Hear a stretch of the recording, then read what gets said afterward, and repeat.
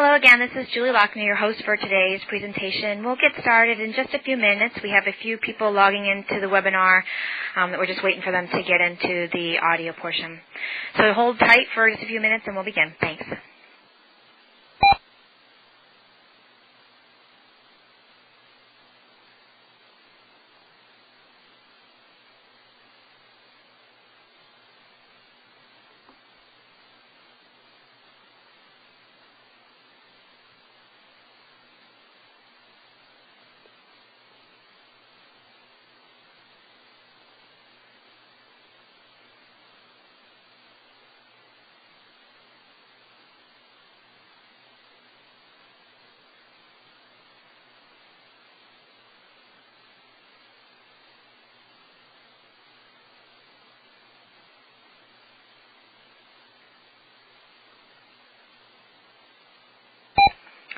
Okay, it looks like we have quite a few people joining in, and so we'll get started. So hello, everyone. My name is Julie Lochner. I'd like to welcome you to our Part 2 of a series for the OEUG Vendor Awareness Session. Today we're going to be discussing how to improve Oracle performance, specifically with database archiving.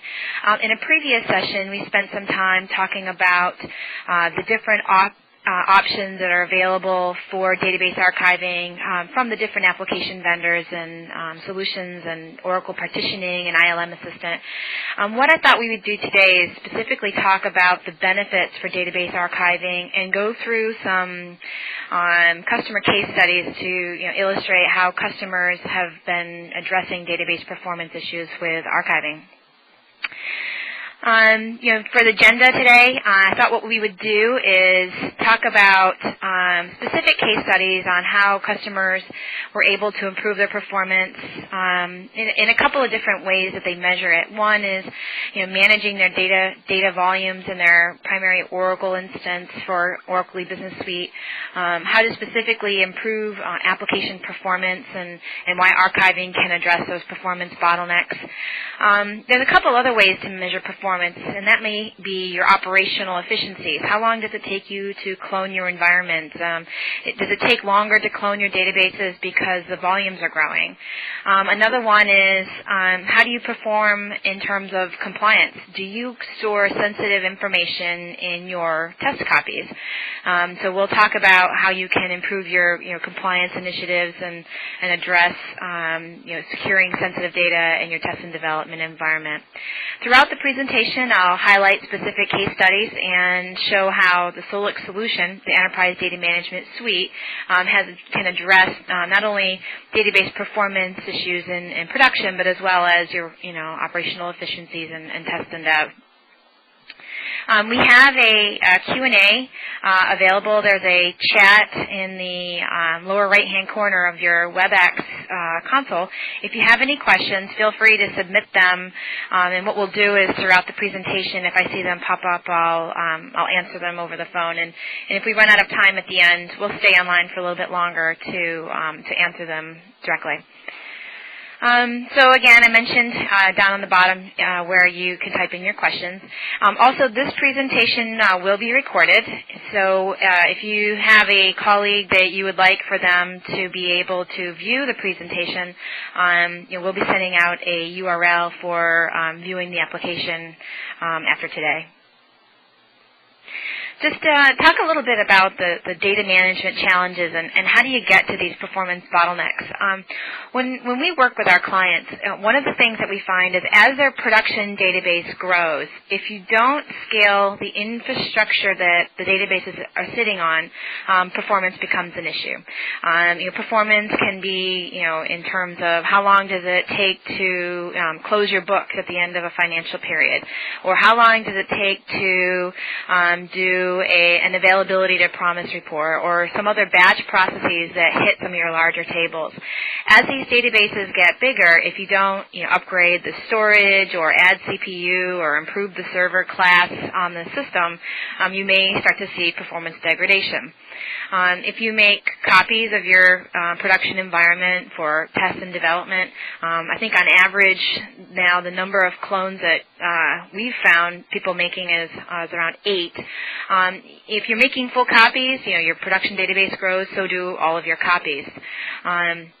Depending on how you guys are creating your clones, can depend on how long it takes to go through your test and development cycles. So, for example, if you're using a restore from a tape backup, or if you're FTPing database files across the network, if you're using a manual process, many times, this process gets longer and longer as the database grows. And also, a lot of times what we find is that if there is sensitive information in your production database, there's sensitive data and all the clones, and many times the test and development environments aren't monitored for access control. Well, they may be monitored, but not as tightly as they are in production.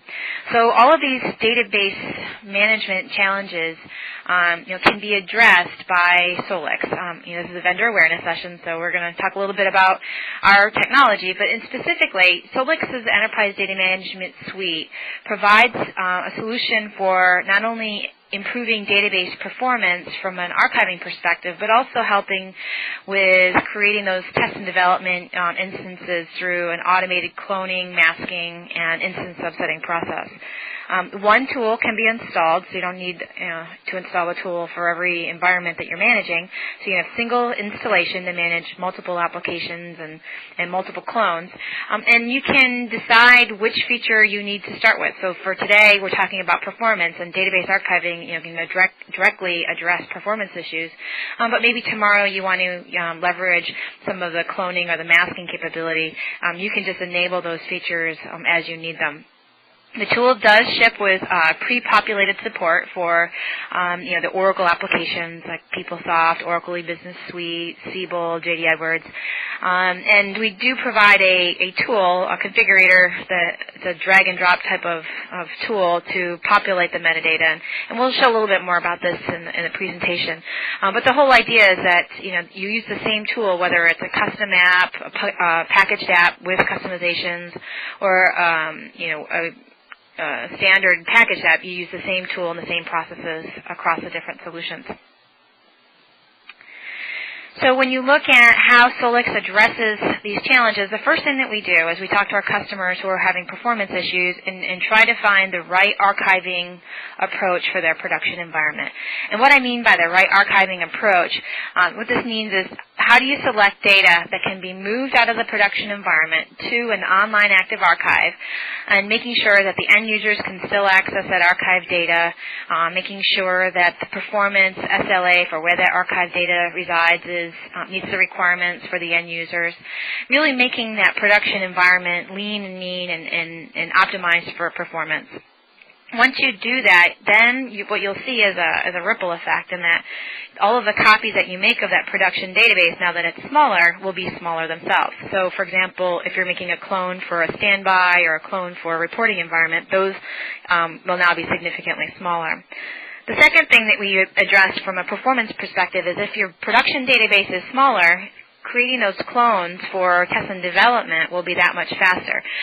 We all know that copying a smaller database is going to be a lot faster than a larger database. But also, once you have a smaller environment for test and development, your test and development processes will complete that much faster as well. So we combine an integrated cloning solution with data masking.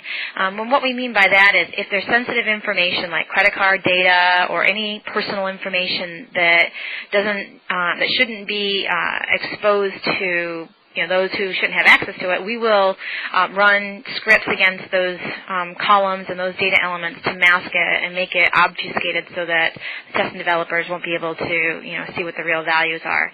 And then we also combine things like processes like subsetting. Maybe you don't need a full clone for a particular training environment. You want to just use a subset of data. So we can leverage the same solution to, again, reduce the size of your data sets, reducing the amount of storage that you consume, and making those training environments, getting them up and running much faster.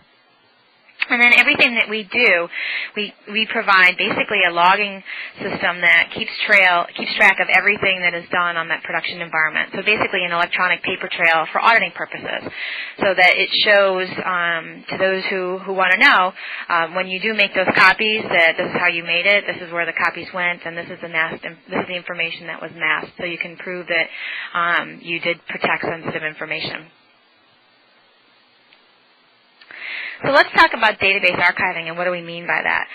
So what we mean by database archiving is taking information out of the production table spaces or the production database and archiving it to an online available active archive. We remove the historical transactions in a way that it maintains all the relationships and the referential integrity between the tables. So for example, if we're archiving general ledger data, we're going to only archive or relocate those transactions where the booking period is closed, and we're going to find all of the ledgers and the balances and all the related transactions to that batch and move it in its entirety to an archive repository. Now, when you do that, then we resize those production table spaces, reduce the size of those tables, and then provide what we call a transparent access view to the archive data. So the way that the end users would access the archive and production data is by switching responsibilities, for example, in Oracle E-Business Suite to run the exact same reports as they would in production, but it would also access the archive data. Now, I'll use the example of General Ledger because most of the Oracle customers are using financials. Once that data in the U.S., at least financials data in the U.S., once it's 7 years old, you don't necessarily need to keep it in an online active archive. So in that example, what some customers may want to do is archive it completely or purge it out of the production or the archive database. So again, database archiving also includes archiving out of a database format and storing it in an application or database version independent format, such as XML or CSV. Now, in this case, you can store it offline in tape or content addressable storage. And then if you need to view it again, we provide a search-enabled archive so that if you ever need to bring it back, you can restore those sets of archive data either back into a file system or back into an Oracle database. So you have the choice to go not only from production to archive to an XML format, but also the reverse. So if you ever need to de-archive data, we provide that capability. So one of the customers that we worked with specifically for archiving was this company called Forbes Marshall. They're a manufacturer of steam engineering and control instrumentation. And one of the problems that they had is that their data volumes were significantly growing. They had started with Oracle E-Business Suite inventory and a lot of the manufacturing modules. And then when they started adding additional applications like CRM or, like, for example, CSI or the install base, they started to see performance was being impacted by not only the added data volumes, but the added applications. So when they went live, their database was about more than 100 gigabytes, and now it was almost 550 gigabytes. So within a couple of years, it had quadrupled in size. And then they were making multiple copies for test and development, so they were consuming significant volumes of disk. And one of the problems that they were also seeing is that they were scheduling an R12 upgrade, and the test cycles and the backups for their processes were taking too long. It was starting to impact their off-cycle window. So they had a window that they needed to be able to complete their test cycles and their backups, and they were starting to run over. So with Solix, what we did is, instead of trying to archive the entire database, what we did is just focus on the two modules that had the largest amount of data.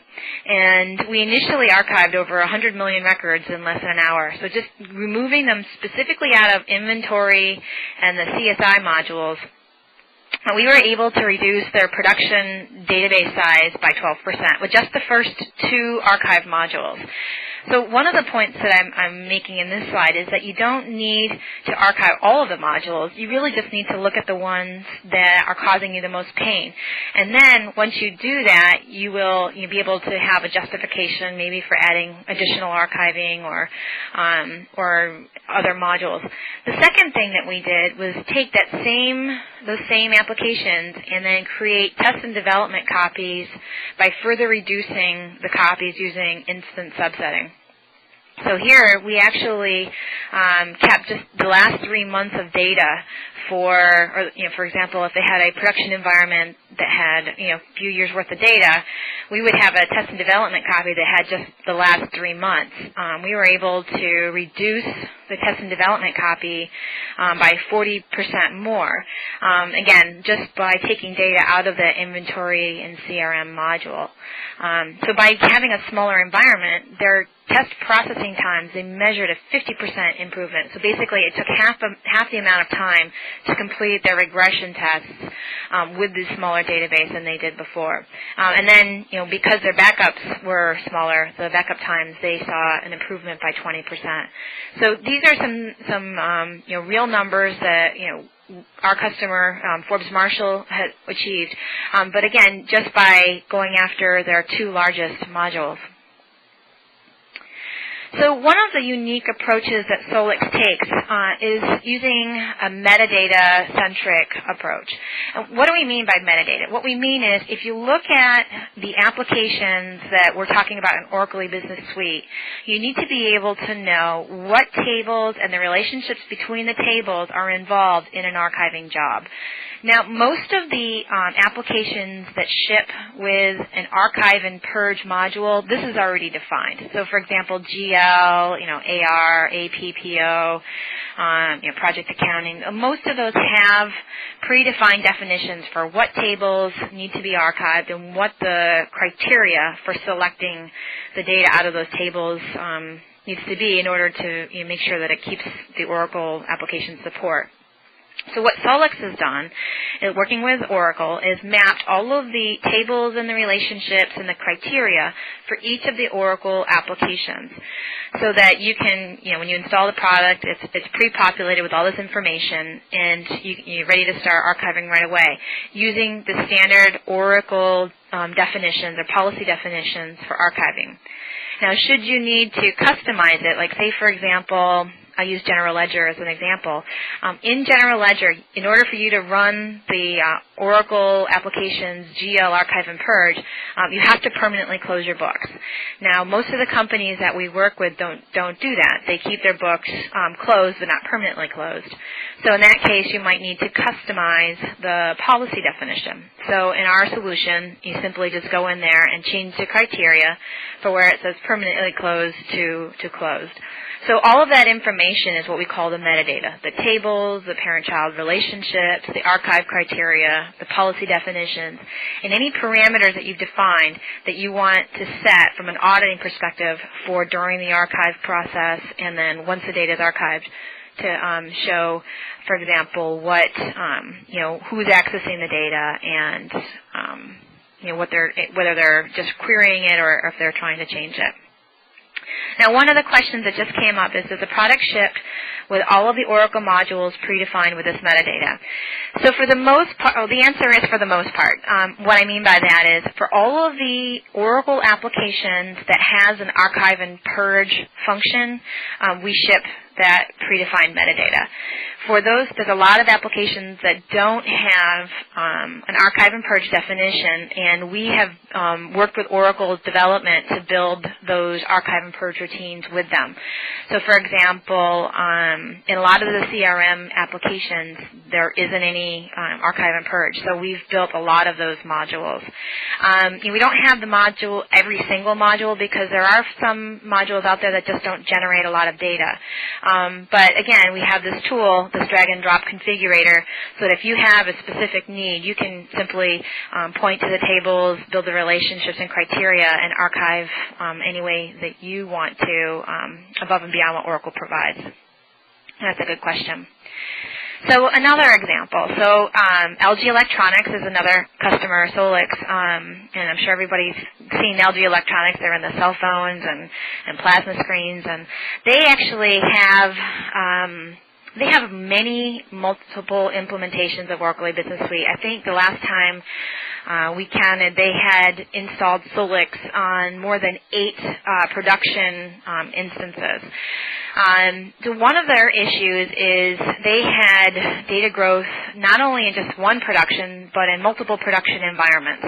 And they needed to improve specifically their query times, and they also needed to reduce their backup costs. So they had 8 production environments that they were doing full backups, weekly full backups, and they would store those weekly full backups for like 3 months. If you took those 8 copies times weekly full backups times the number of copies on tape, it was significant. So what we did is we worked with them on each of their 8 production database environments and went through each one and installed archiving on their top 2 or 3 modules. So, for example, in one environment, we archived over 100 million records in about an hour and a half in their payroll, time and labor, the HR applications, inventory, and purchasing. So, in this specific, customer example, we were able to, drastically reduce the amount of data that was being backed up. So, for every module that we archived from, we reduced the database by 20%. So, if you add the 20%, times the number of backup copies, you can start to do the math. And then, the backup times, the reduced cost for doing mirroring, they actually added to their ROI. And then one of the other things for them is that they had they were going through an upgrade from 11.5.9 to 11.5.10. So they were able to reduce the upgrade window by 25% just by reducing the size of the database. So that one was they saw this. And they did this with one solution, one install of Solix. They were able to manage 8 production environments and the archiving policies from one location. So, when we talk about archiving, it's not just improving production. It's taking the data out of that production, but also reducing those copies, and then looking at the volumes that you have on tape. So if you are looking for ways to justify these types of solutions, I highly recommend that you go through and look at how many copies do you really have, or full copies of your production and all your test and development copies on tape. We've done several case studies where customers have justified the solution just from the savings on tape backup. So that's another area for improvement. Helen of Troy, this is another example of performance improvement. Helen of Troy, they manufacture things like Revlon, Dr. Scholl's, I'm sure you've heard of some of those products, Brute. They had a single global instance of Oracle E-Business Suite, and they had, because they were they had mergers and acquisitions, there were specific spikes in data growth in different modules. So as they added the different acquisitions, the query times for their supply chain management was actually starting to slow down. So what they did is they actually went through a series of, they upgraded their infrastructure, they hired some skilled DBAs and performance tuning, and one of the problems they were worried about was because one of their tables was growing so fast, they were worried about a risk of data corruption in a set of specific tables. So, I always encourage customers to look at their infrastructure, make sure that they're using it efficiently. Look at some of their longest running queries. Maybe it's just a matter of changing the explain plan just enough to improve the query. But at the end of the day, if it comes back down to volumes, then database archiving can really help. So here, one other way that this particular client was able to justify the solution was by reducing the size of the database. They were actually able to defer storage and CPU capital expenditures. So that's another way to look at how to improve your ROI. So another area that when we talk to our customers is how many attachments or blobs are you actually storing in the production environment, and how many reports are you running against that production environment? Because there's another way that you can look at improving performance is by taking the blobs, the attachments, and archive them as well. So, for example, if you have user manuals in your bill of materials that are PDFs that are stored in tables, or if you have scanned-in images or invoices, all of those can also slow down the production environment and consume a lot of space. So we also support the ability to archive those attachments and documents to the archive store. And if you're running a lot of concurrent requests or a lot of reports, you can also archive the reports to the archive repository. Instead of having the same, multiple users run the same report over and over again, archive the report and then send out an email with a URL that points to that report in the archive database. That way, you can reduce the amount of extraneous reports that are being run on your production server, and also kind of take the bricks out of the trunk, I like to say, or take the heavy-weighted objects out of that production environment and put it into your archive repository. We actually partner with Google on the Google Search Appliance to also enable search against those archived documents and reports. So if users want to be able to access it, but they don't want to use their Oracle front end, we've enabled a Google Search Appliance through OneBox integration, Google OneBox, to provide that capability. So that's a good example. So Rediff, it's a company in India. One of the ways that they measured their ROI was improved customer satisfaction. One of the things that was happening, this company here, they do a lot of brand advertising. They were looking at database archiving to improve their application performance. So how long did it take for their customers to get the reports back, or from a response time perspective. They also wanted to be able to archive the data without taking the production application offline. So it was really key for these guys to be able to archive data while the system is online. The other thing that they had a problem with is that they had multiple custom applications as well as their Oracle application that were integrated for this online application. So they needed a solution that would address not only their Oracle e-Business Suite, but also their custom applications as well. So again, with our solution, this particular customer was able to improve their online application performance by more than 50% by addressing the heavy hit tables from the web application. They reduced their storage. They had a quick ROI. It was in 3 months. And they were able to use the same solution for their production Oracle e-Business Suite application as well as their custom applications, and that was key. So they didn't have to have a tool for each application. They could have one tool. So here's some questions if you're a DBA or if you're an application owner and you want to ask your DBA. Before you do database archiving, you really need to figure out are the performance issues that you're having really associated with the volume of data? So, for example, have you really identified the long-running reports or where you're having those performance bottlenecks? Can you identify those reports with the larger tables? So one way, we address that is we have our customers run a report on the top 20, top 40 largest tables. And we also look at the concurrent request log and see what are the longest running reports and do they hit these tables. So if they're running full table scans on these tables, then there's a direct association with the large tables and the reports. If that's not the case, then you may have a complex query. Maybe you can tune it to make it run any better. So, I highly encourage you to look at tuning those reports that may not necessarily be related to those large tables. Maybe you need to change the explain plan, or maybe you need to add a hint.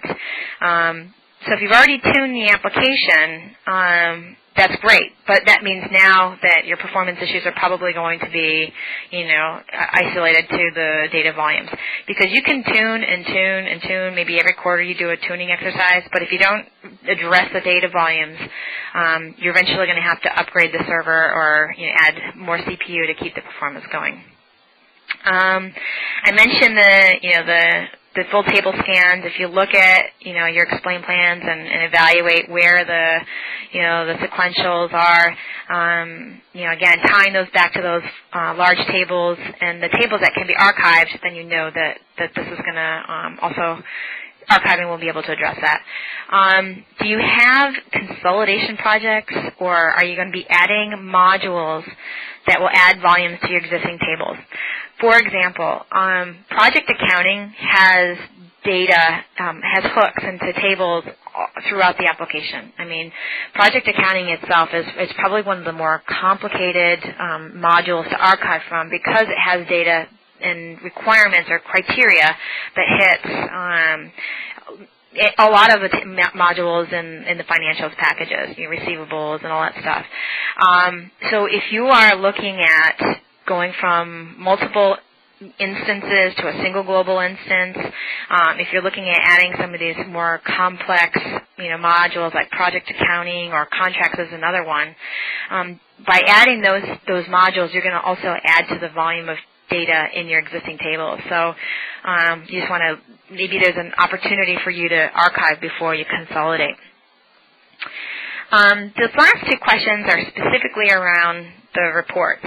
So are you running reports, are you running the same reports multiple times, and are you finding that it's starting to impact things like CPU utilization? Can you reduce the amount of times that those reports are run, run them once and then archive them and make them available? Or can you, identify what those long-running reports are and maybe schedule them during off-peak hours? Because those two questions can really help you address whether or not reports archiving is something that you need to look at as well. Traco. So Traco did something different from archiving perspective than most of our customers.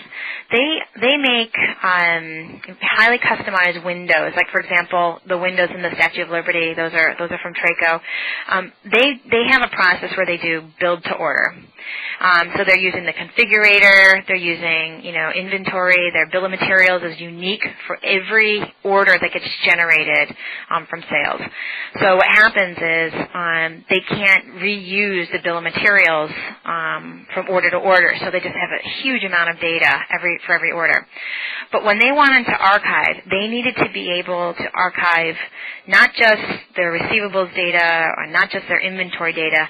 They wanted to be able to archive the data from throughout the entire advanced supply chain planning modules, so order to cash. So instead of doing discrete modules for archiving, they actually archived something like 7 or 8 modules, but at the same time. So when they run an archiving cycle, it selects all of the primary data, all of the parent-child data, all the way through every component in the Oracle Business Suite and relocates it at once.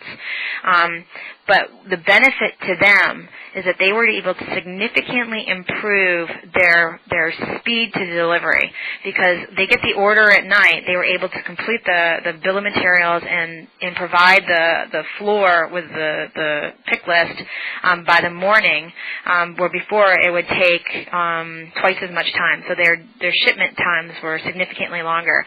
By addressing the problem with database archiving, they were able to significantly reduce their shipment times drastically. So one of the things that I mentioned earlier was the ability to kind of centralize this archive policy management through Solix's unified platform. So what we're talking about here is, most of our customers have multiple production environments.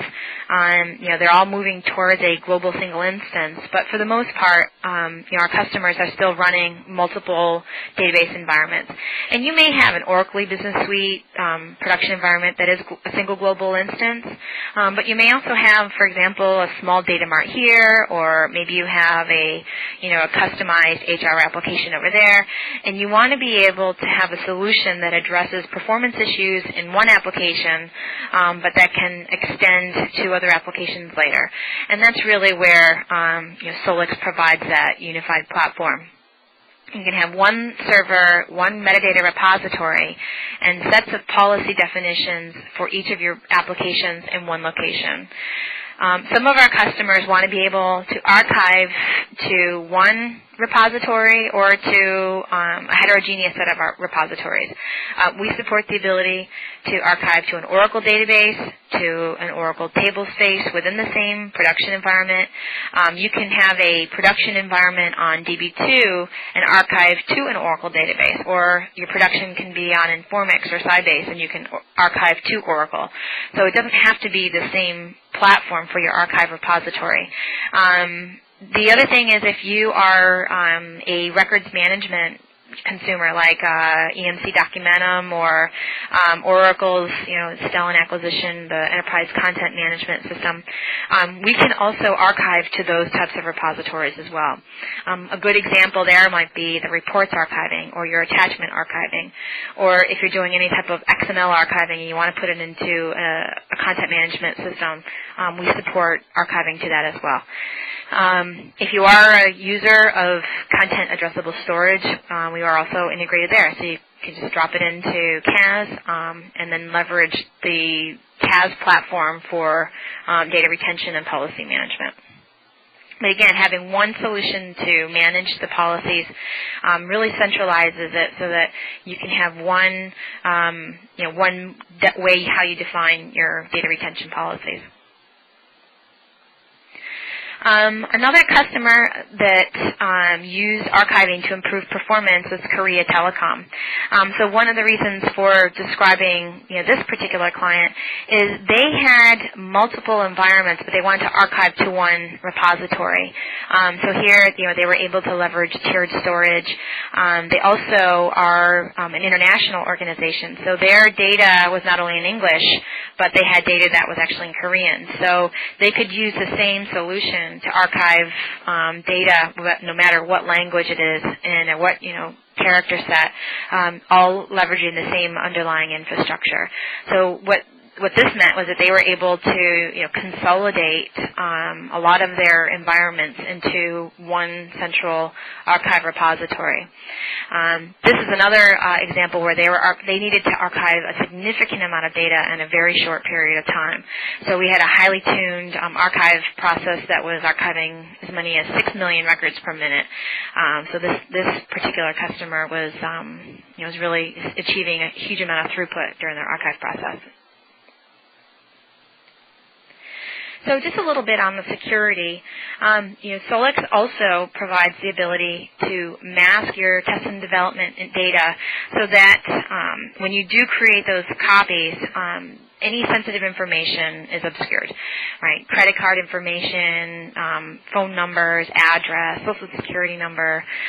You want to make sure that all that information, that if for some reason someone had access to it and they shouldn't, that when they run the reports still work, but the actual values of the data have been altered. So again, we're able to leverage the metadata that you mapped for your Oracle E-Business Suite applications, and then you have a library of functions that you can run so that when you mask it, it masks it, maintaining referential integrity. So, for example, in order entry and OE order headers all, there's credit card information, but on OE payments, that same credit card number is also in the other table.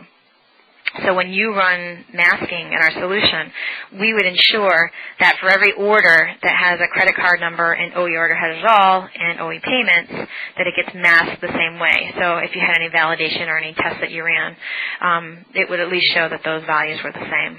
And that's important in a masking product. The other thing that we do is we tie masking to the cloning and instance subsetting process so that if you did want to make a copy from production, we mask the data.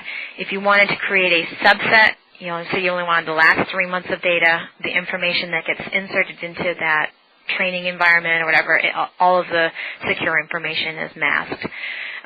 You can subset based on multiple things. Say, for example, you wanted to create a sandbox environment of the last month of data.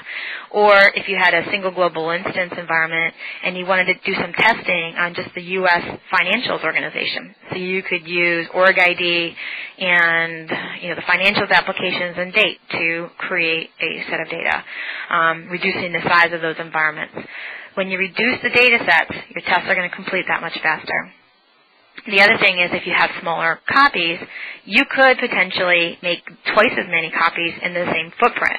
So if you are going through an upgrade or you're planning an upgrade process and you think you need to consume twice as much storage for those copies, maybe you want to consider doing instant subsetting to make smaller copies so you can use the storage that you've got, make more copies, and make them faster. For example, one of our customers that asked not to be named, but they're one of the largest market-leading logistics companies, and they had a environment that was outsourced. So their entire e-business suite environment was outsourced and hosted on a partner data center. So they actually were required to mask sensitive data because of legal requirements, because it was being hosted and managed by a third party. But their cloning process was taking them 11 days. And because they were being charged by the outsourcing company for how long it took to create the clones and how much storage they were using, they actually liked using both archiving and subsetting to reduce the amount of storage significantly. So by archiving their production environment and using subsetting, they reduced their storage requirements by half. So if they were using 2 terabytes before the solution, they were able to cut it down to 1 terabyte with all of their copies. So their ROI was significant. The second thing is by using an automated cloning process instead of having a very manual approach, they reduced it from 11 days to 11 hours. Now, 11 hours still seems like a lot, but because they were using an outsourced data center, they had a lot of steps that they had to kind of check off as they, completed certain milestones in the cloning process. The other thing that I like to talk about here is that the customer started with the secure test and dev solution. They mapped all the metadata, and then they added archiving later. So what was nice about these guys is that they were able to, leverage their investment and use the ROI from the secure test and dev and the benefits from that to invest in phase 2 in an archiving project. One of the things that Solix has done is partnered with Network Appliance. We actually at OAUG in the spring, we launched our integration with NetApp. So here what we were able to do was to use their replication technology and our secure instant subsetting capability. When we combine these two solutions together, we're able to create secure clones in less than an hour. And the copying time is the smallest amount. I mean, that hour is mostly consumed with running the, post-rapid clone or the 80 post-clone scripts. So we run the pre-clone, 80 pre-clone. We create that first baseline copy of production. We mask that sensitive information, so that then becomes a secure baseline. From there, we then run the 80 post-clone, and that in itself is a full clone of production, but secure. Well, now you want to create a copy for patch or for QA or training. We use their flex clone technology to create a virtual copy, or basically it looks like a full copy to the host. But from a storage consumption perspective, it's using a fraction of the amount. So we use flex clone capability to create those right-sized instances. And then if you wanted to, instead of have a snap or a flex clone, but you wanted to have just a subset of data, you leverage Solix's instant subsetting capability to reduce the data sets that are in it, further reducing the amount of storage that you need. So before, when you had 4 copies that were full size, with this solution, you can make 6, 7, 8 copies in the same footprint, and you can do it in a fraction of the amount of time. So we're kind of breezing through a lot of these slides. One of the things that we like to talk about with our customers is, if you really are having performance problems and it is associated with the larger tables, then database archiving can absolutely help you address those performance issues. Everyone knows that running a full table scan on a smaller table is going to run that much faster on a smaller table than it is on a larger table. From an operational efficiencies perspective, when you reduce the size of that production environment, you're going to reduce the volumes that you have on tape backup, or if you're using even a disk library for your tapes. The backup is one thing, but how long does it take you to restore that environment? If you have a smaller production environment that you have to restore, you're going to be able to get that production system up and running that much faster.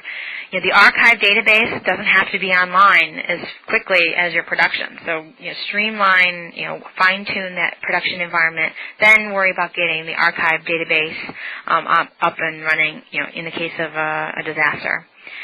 From a total cost perspective, the number one consumer of disk in a data center are databases.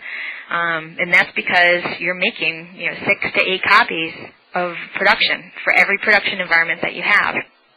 So if you can reduce the size of that production environment, you reduce the size of all your copies for test and development, you're going to reduce your storage requirements, and that goes directly to the bottom line. If you've already purchased the disk and the storage, you're now able to reduce the size of how much you're consuming. You're able to have a cost avoidance. I don't need to buy more storage right away. I can use what I've got longer. The same goes for tape. If you're doing full backups and your full backup volume, your database gets smaller, your tapes consumption is going to be that much smaller. It's just going to lower cost. Another way to lower cost is if you go back to the test and development. If you move all of those test and development copies to Tier 2 storage, you can see savings there. So, for example, if Tier 1 is costing you, $80 a gigabyte, fully burdened cost, and you move, 6 terabytes from Tier 1 to Tier 2 at, $20 a gigabyte, you're going to save, anywhere from $40 to $60 a gigabyte in saving. And that's money that you can measure, and that's real. CPU utilization. If you look at your long-running reports and you look at CPU utilization, one of the things that you might find is that if you reduce the size of the production tables, those reports will run faster. They're not going to need as much horsepower during those batch processes. So you may be able to reduce your CPU utilization percentages just by offloading that production environment. I had one customer that during the end of every quarter, they did 90% of their business transactions. So at the end of every quarter, they were at 80% CPU utilization. Just by archiving their data, the following year, they were able to reduce it to between 30 and 50% CPU utilization. So they didn't have to pay for a server upgrade. And, it's not just, buying the new server or upgrading the CPU, but it's also the license costs that are associated with that bigger server. So if your Oracle license is based on CPU, you want to keep your CPU costs, in check. So there's lots of ways to lower your cost by archiving. And then from a compliance initiative, all of our customers are using, our active archiving solution to archive to a database that it makes the data available to the end users. So even though we're archiving it, it's still completely available to the end user through the native application. So what that means is you can move the data and archive it, but everyone's still going to have access to it. So if you ever have audit or you have some reports that need to be run against that archived data, and you need to do it in a small amount of time, what's nice about this type of solution is that the data is online, it's available, and it's available through the application. You don't have to do anything special to run those reports and provide the data. And this is big, especially when it comes to being able to respond to auditors.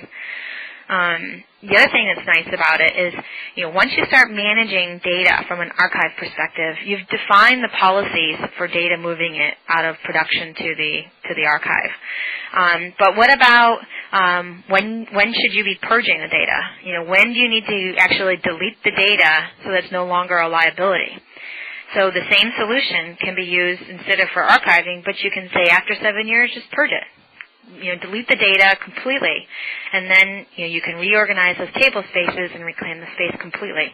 So it's not just about data retention, but it might be part of a data destruction process as well. So there's so many benefits from database archiving. Hopefully that this session has showed you that it's a very common practice. A lot of customers are our customers are using it. It's not a new industry anymore. It's something that customers have been doing for years.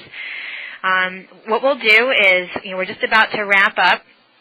Like I mentioned, we were kind of breezing through these slides fairly quickly.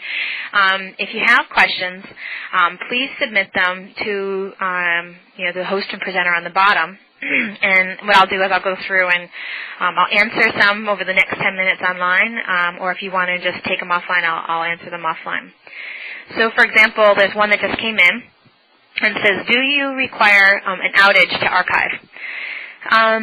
So most of the solutions in the market today, some of them require you to take the application offline, some of them don't. With our solution, you do not need to take the users offline. In fact, you actually have a choice. There are a few different ways that you can archive the data. One way to archive the data is to archive by transaction. What I mean by that is, say you want to move your financial data to an online active archive.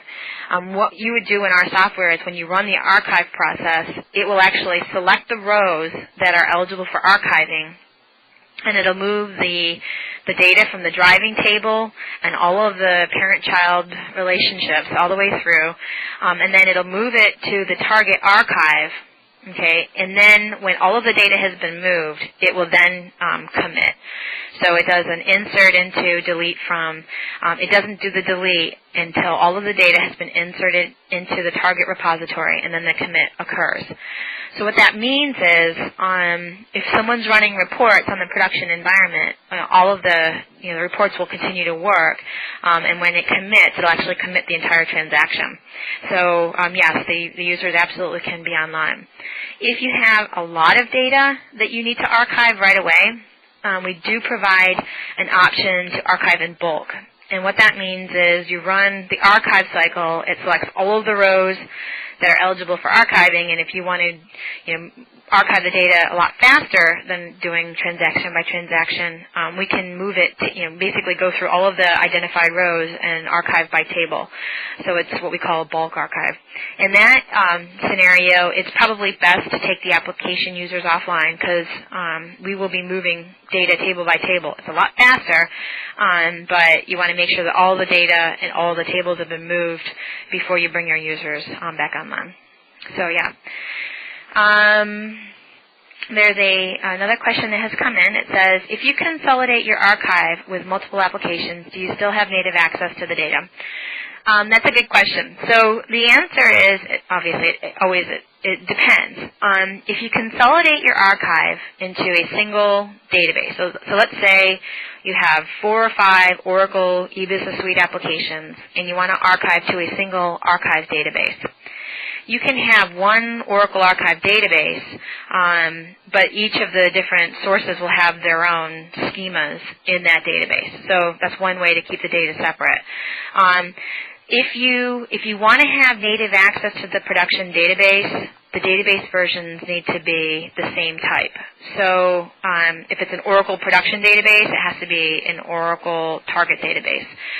You can do it with different database types, but the views and the performance for viewing that data is it's unacceptable and usually not practical. So if you have a source that's, say, in DB2 and your archive is in Oracle, you probably should not expect to keep native access.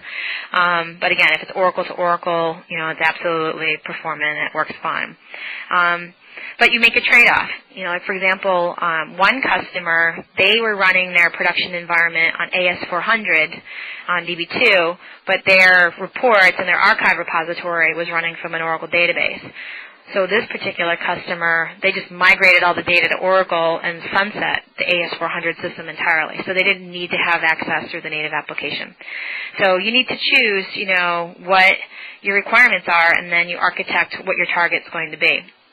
But one thing is that you can have, whether it's Oracle or SQL Server or DB2 archive database, you can at least have it on the same infrastructure, like Tier 2, Tier 2 storage platform.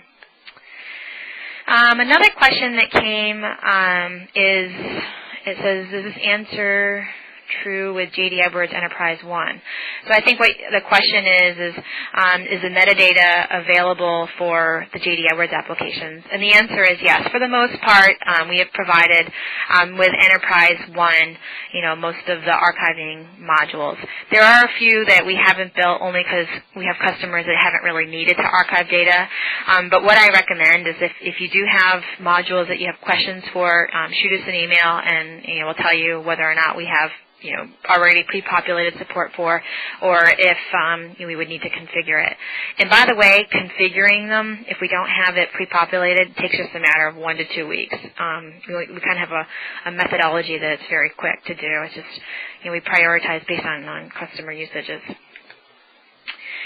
Let's see. There's another question that says, in our particular industry, it requires 40 years of manufacturing history data, which is a lot, but it's very common. It says, can you have multiple policies across multiple modules? All modules wouldn't require the 40-year history. Right. So that is exactly when we talk about being able to archive by module, you basically set your data retention policy by archive module. So, for example, if you're running manufacturing and you want to have inventory, your material transactions data online for 40 years, then you would set a 40-year retention policy. Maybe you archive it out of production to this online archive database after 3 months, right? You ship the product, the material transactions are sitting in the database, you don't need them there anymore except for regulatory requirements. You archive your material transactions to the archive database for 40 years. But workflow or some of the other data like MRP, maybe that particular data doesn't need to be stored for 40 years. Maybe you need to store it for 1 or 2 just to do some, reporting and metrics. In that case, then you would just, purge workflow maybe after a year or, archive it to the archive repository and then purge it. So you really can get very granular. The way that we define granularity, though, is typically defined by Oracle. Like we go to them for recommendations on how granular can you get for archiving your data. Hopefully that answered your question. But we can show examples of this very easily. Most of the vendors that are in this space, that answer holds true.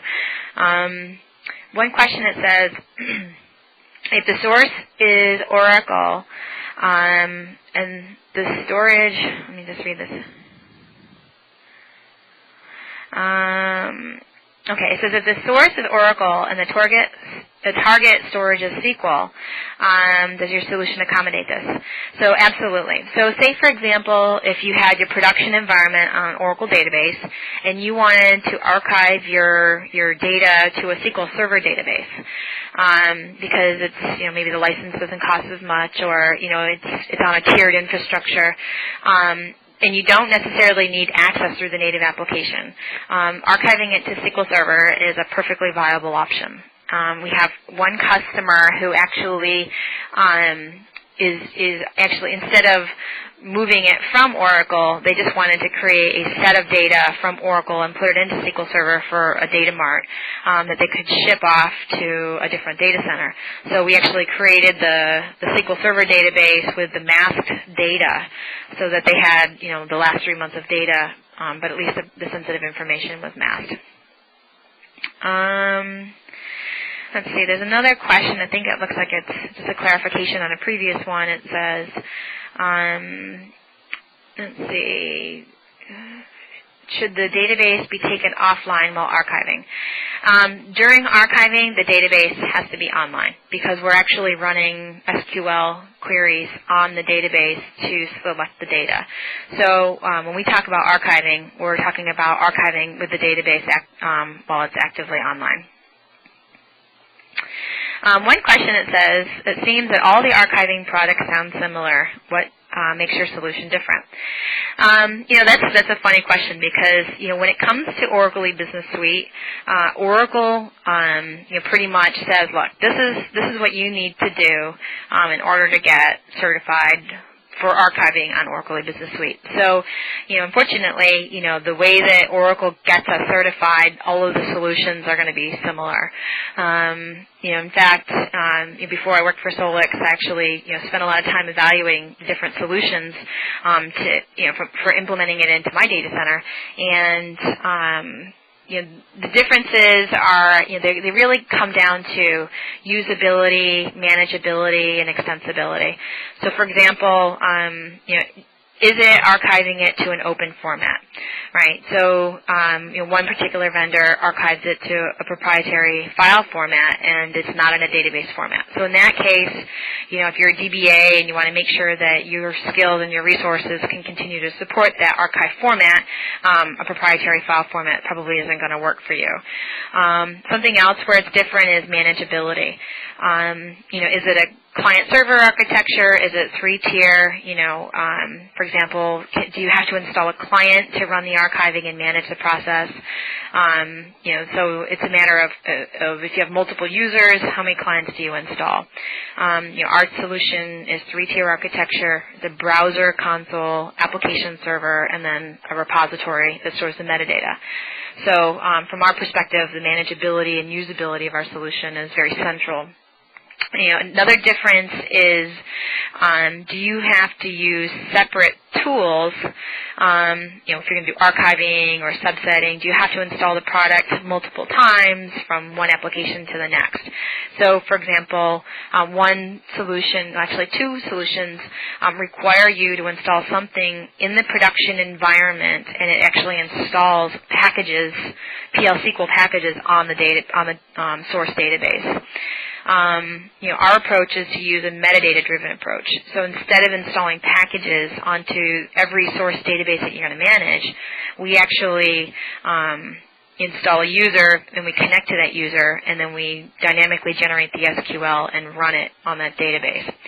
So from our other vendors' options, when you install packages, if there's a change to the metadata, it requires you to go back and, upgrade all of those packages and reinstall it. So it just becomes, it's like herding cats, or getting puppies into a box. How do you keep control of all of these different components? Our solution is, one tool, a single install, one place to manage the metadata, and you can use the exact same solution that you've installed once to manage N number of applications, and that's not the case with the other solutions. So when you're going through the evaluation, when it comes to Oracle archiving standard modules, they're all going to look about the same. But where you really need to start looking under the covers is usability, extensibility, and manageability. And that was kind of a long answer, but it's kind of important. The last question before we drop offline, and I'll do the rest of the questions. I'll respond remotely or on the chat. Is it says when you're doing archiving to another database. So, for example, if you're going from Oracle to SQL Server, are you going database to database, or do you archive to a format and then load it? So when we go database to database, we're actually connecting directly to the database and then archiving to a database. We do not transform it into a temporary file and then reload it, which one of the vendors actually does that. So the only time we actually put it into another format is when we're doing the grand archiving, or we archive to XML or CSV. Otherwise, we are connecting from one database and archiving to another database. which is a good question. But you need to have a database-to-database solution from a scalability perspective because it's much more performant. And plus, if there's a failure during the archive, you want to be able to leverage the database capabilities for being able to recover. Restartability and commits and rollbacks become much more important when from a scalability and recoverability perspective, and you can only do that when you're doing database-to-database archiving. All right. Well, we're at the top of the hour. We've gone a few minutes over. I really appreciate everyone's time and questions. Thank you for joining us. This information will be recorded and will be available for replay. If you are going to Open World in the next coming weeks, please visit us. We'll be at booth 2709, and we'll have our solution on demonstration, and we can talk more to you about your specific requirements. And again, thank you for your time, and we hope to see you at Oracle Open World. Thank you, and have a great day.